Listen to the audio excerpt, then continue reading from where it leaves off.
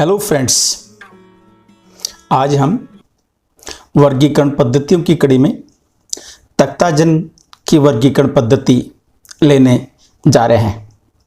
इस वर्गीकरण पद्धति में हम तख्ताजन के बारे में बात करेंगे। तख्ताजन द्वारा प्रस्तुत की गई विभिन्न वर्गीकरण पद्धतियों की बात करेंगे।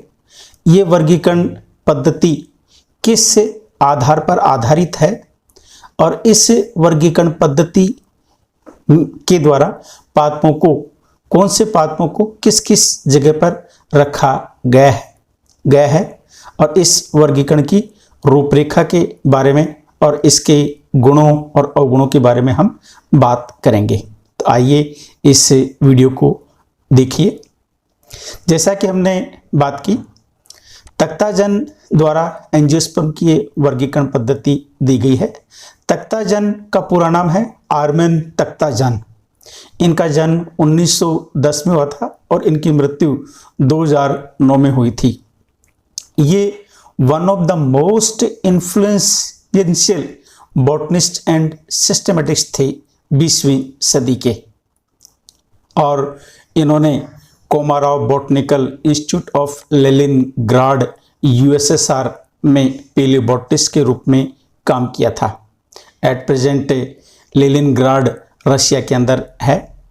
इन्होंने 1942 के अंदर classification scheme for flowering plants के रूप में डेवलप की थी, जो emphasise phylogenetic relationship between plants, पादपों के बीच में किस प्रकार की जाति वृत्तीय संबंध हैं उसको एम्फेसाइज करती है।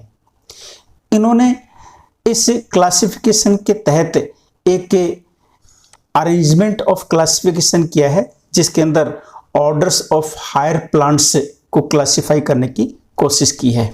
और इनके वर्गीकरण का जो मुख्य आधार है, ये structural type of gynoecium and placentation रहा है कि गाइनोशियम या मादा जननांग की संरचना या जयांग की संरचना किस प्रकार की है और उसके अंदर बीजांडों की व्यवस्था या प्लेसेंटेशन किस प्रकार का है, ये इनके वर्गीकरण का मुख्य आधार रहा है। इन्होंने 1954 के अंदर एक्चुअल सिस्टम प्रपोज किया था, जो the origin of angiosperm plants के नाम से पब्लिश हुआ था। ये पहले रशियन लैंग्वेज के अंदर पब्लिश हुआ था और बाद में 1958 में इसका इंग्लिश लैंग्वेज के अंदर रूपांतरण हुआ। 1964 में इन्होंने पुनः new system of classification propose किया था रशियन लैंग्वेज में, और इस क्लासिफिकेशन के अंदर इन्होंने इवोल्यूशन ऑफ एंजियोस्पर्म के बारे में अपनी रूपरेखा प्रस्तुत की थी। इनकी ये वर्गीकरण पद्धति हेलियर्स नामक साइंटिस्ट द्वारा प्रभावित है, जो कि synthetic evolutionary classification of flowering plants के ऊपर बेस्ड है और ये डार्विनियन फिलोसफी के ऊपर आधारित है।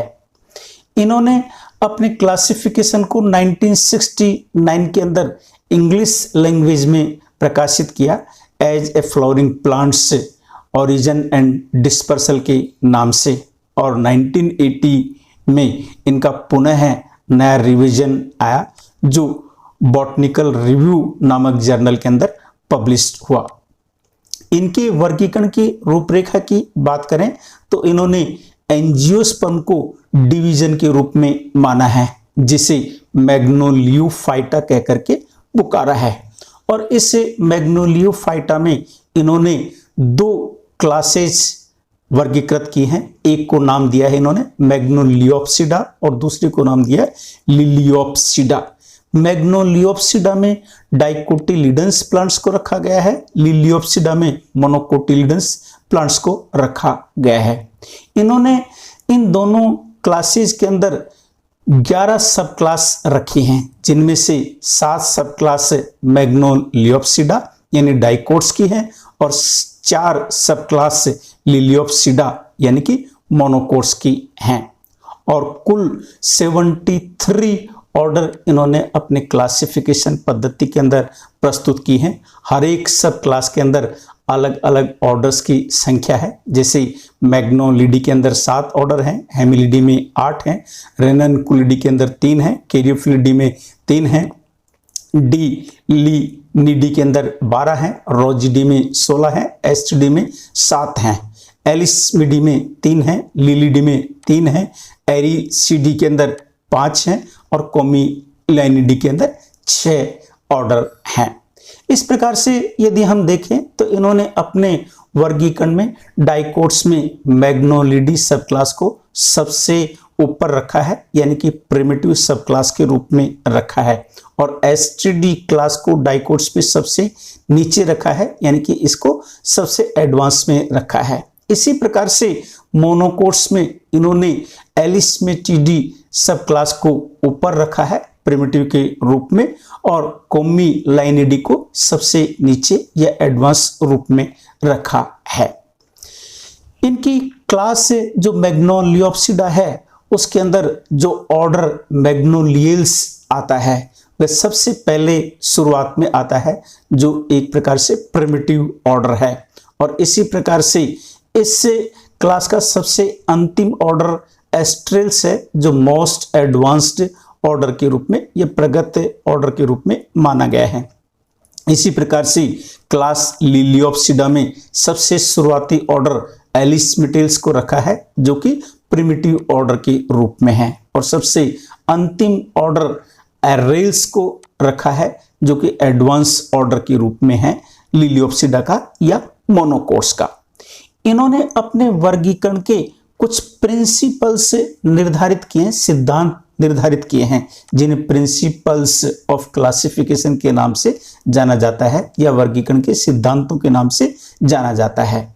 ये वर्गीकरण के सिद्धांत पादपों की हैबिट, उनकी लीव्स, उनके स्टोमेटा, उनकी नोडल स्ट्रक्चर, उनके इन्फ्लोरेसेंस, उनके फ्लोरल स्ट्रक्चर, उनके पोलन ग्रेन्स, उनके गायनोशियम, उनके ओव्यूल्स, उनका गेमेटोफाइट और उनके फर्टिलाइजेशन, और उनका बीज और उनके फ्रूट्स किस प्रकार के हैं, इन सब लक्षणों को इन्होंने आधार मान करके इसके मुख्य प्रिंसिपल्स का डिफाइन किया है। और इन्होंने कुछ इन लक्षणों में से उन लक्षणों को, कुछ लक्षणों को प्रिमिटिव माना है और कुछ लक्षणों को एडवांस्ड माना है। यदि हम हैबिट की बात करें तो इन्होंने प्लांट्स की वुडी हैबिट को प्रिमिटिव माना है और हर्बेशियस हैबिट को इन्होंने एडवांस्ड माना है।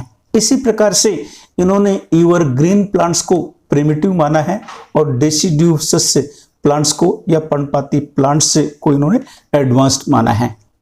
इसी प्रकार से लीव्स की बात करें तो सिंपल या सरल पत्तियों को प्रिमिटिव और रेटिकुलेट पत्तियों को प्रिमिटिव और अल्टरनेट पत्तियों को प्रिमिटिव माना है।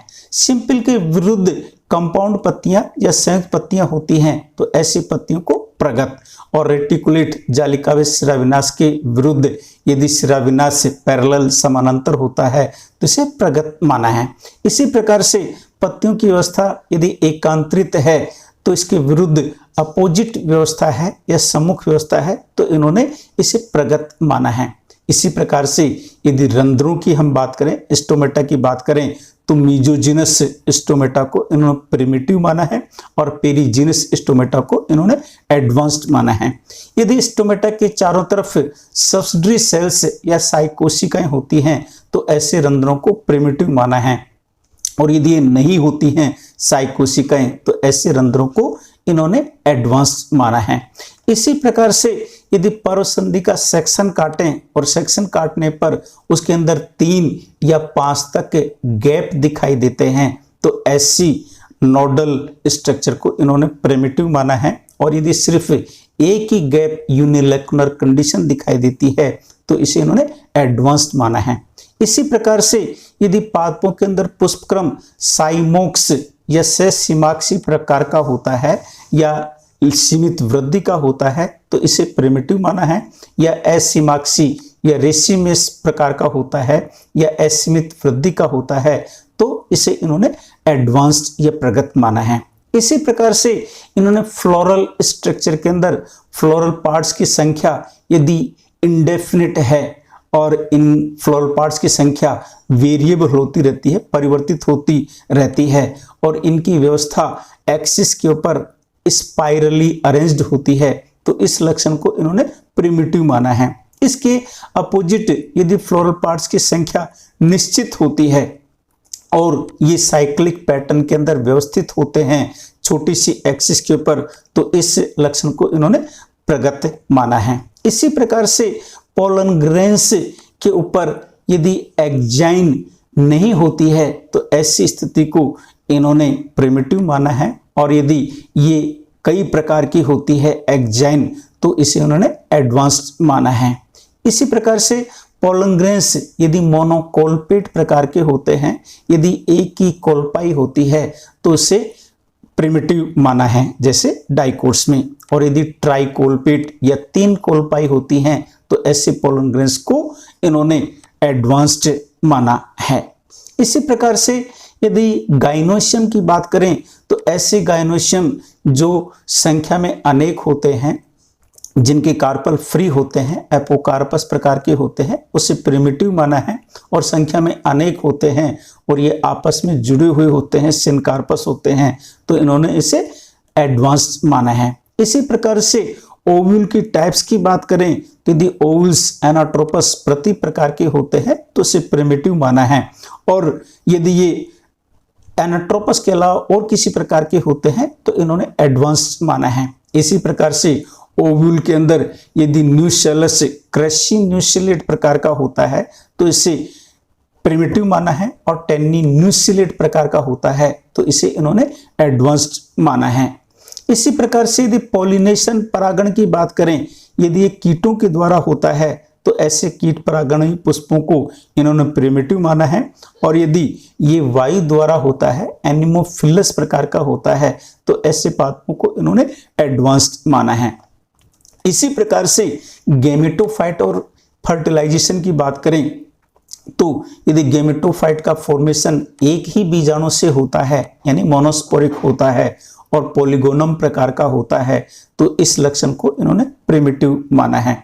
और यदि गैमेटोफाइट या एम्ब्रियो का निर्माण 4 स्पोर से होता है यानी कि टेट्रास्पोरिक प्रकार के स्पोर से होता है तो ऐसे एम्ब्रियो को, सैक को या गैमेटोफाइट को इन्होंने एडवांस्ड माना है। इसी प्रकार से इनके सीड्स या बीजों की बात करें, यदि बीजों में एंडोस्पर्म की बहुत ज्यादा मात्रा होती है और उसमें एक छोटा सा एम्ब्रियो सिचुएटेड होता है तो ऐसे बीजों को प्रिमिटिव माना है। और दूसरी तरफ यदि एंडोस्पर्म बहुत कम होता है, रिड्यूस्ड होता है या वांटिंग होता है और उससे के अंदर एम्ब्रियो काफी बड़ा होता है, वेल डिफरेंशिएटेड होता है, तो ऐसे सीड्स को इन्होंने एडवांस्ड माना है।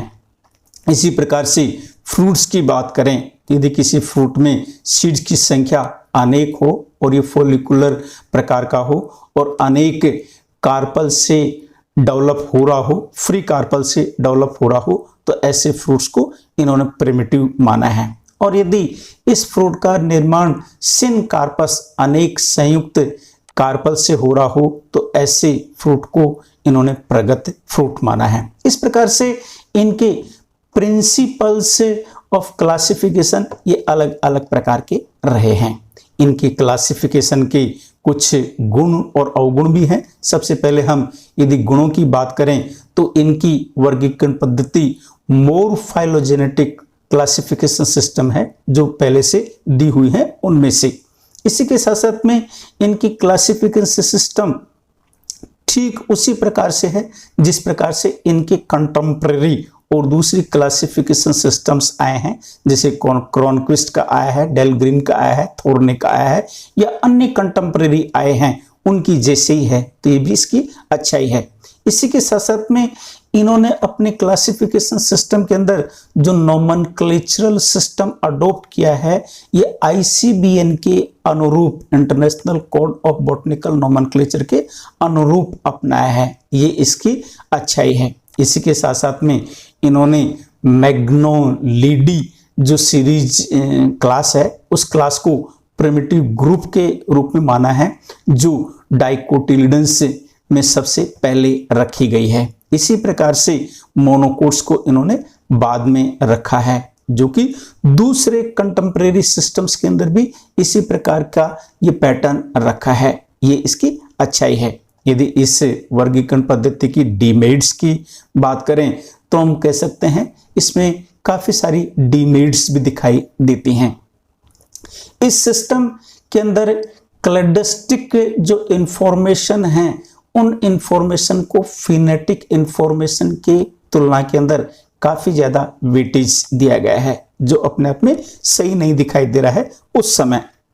इसी के साथ साथ में इस सिस्टम के अंदर जो क्लासिफिकेशन है ये सिर्फ फैमिली लेवल तक ही प्रोवाइड किया गया है।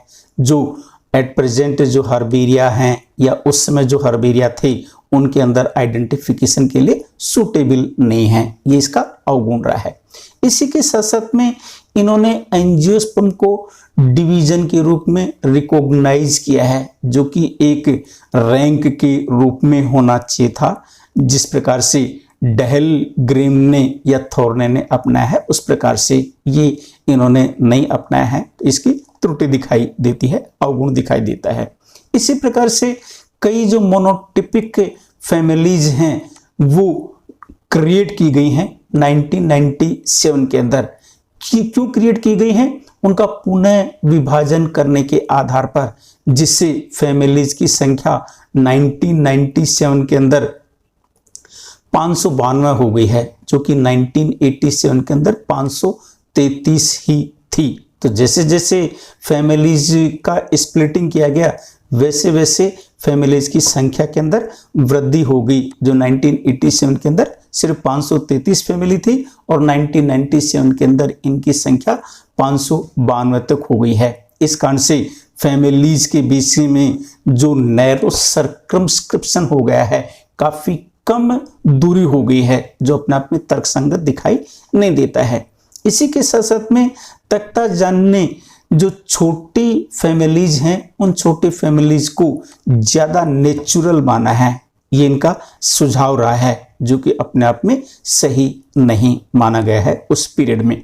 लास्ट यदि इसके अवगुण की बात करें तो इन्होंने जो विंट्रेसी और कैंसिलेसी फैमिलीज है इनके यदि हम रिलेशनशिप की बात करें तो इन दोनों के अंदर 99 से लेकर के 100% तक आपस में रिलेशनशिप है, यदि हम मल्टीजीन एनालिसिस करते हैं तो। लेकिन तख्ताजन ने इन दोनों फैमिलीज को डिफरेंट ऑर्डर्स में या सेपरेट ऑर्डर्स के अंदर रखा है, जो अपने आप में तर्कसंगत नहीं है।